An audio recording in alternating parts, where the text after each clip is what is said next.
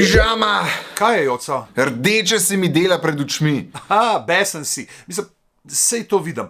Je pa fino, da si se naučil še enega novega frazema. Kakšnega frazema? Ja, da se ti dela rdeče pred očmi, rečeš, ko si ves besen. A ja? Ne, jaz imam rdeče pred očmi zaradi testa.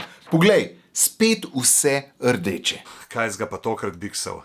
Pa sej vejce že znaš, a ne? Ne, vejce niso več problem.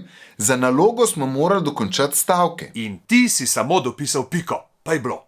A si to naredil, a ne? Ne, kaj ti je? Vse sem rešil in to natančno, brez zafrkavanja, pa mi je spet vse prečrtala. Daj mi pokaž, da vidim, kje je prišlo do nesporazuma. Sam da se umirim.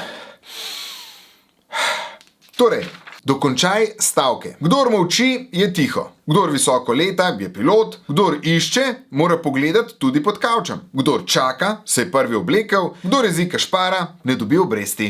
In tebi ni jasno, zakaj ti je vse prečrtala? Ne, sej logično. Zdaj boš pa rekel, da kdor molči, ni tiho. A si ti že kdaj slišal za pregovore?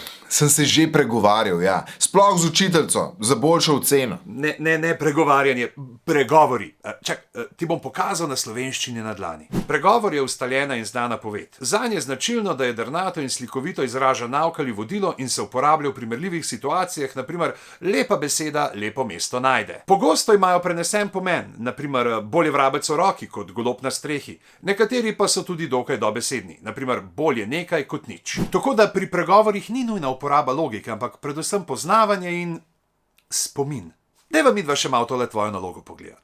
Zdaj, a mi ti hočeš reči, da še nikoli ni slišal pregovora, kdor visoko leta, nizko pade, ali pa kdor molči, 10 odgovori? Mislim, da sem, ja. Kdor molči, 10 odgovori. Aha, če sem pri spraševanju tiho, dobim 5, kar pri 10 predmetih naenkrat.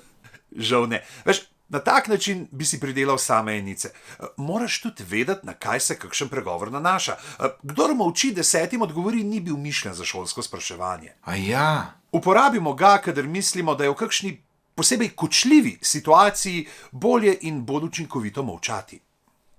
Ja, sej, kadar sem vprašan, ponavadi sem v kočljivi situaciji. Bom poskrbel, da ne boš več. Ti bom poslal še nekaj vaj za pregovore strani slovenščina na dlani.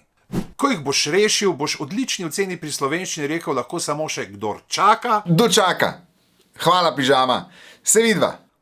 Upam, da nisem hvalil dneva pred nočjo. Kaj si rekel, da si dan hvalil? Jaz bi ga tudi. Super dan je bil.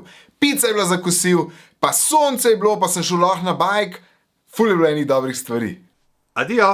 Zgleda šel on tudi na sonce.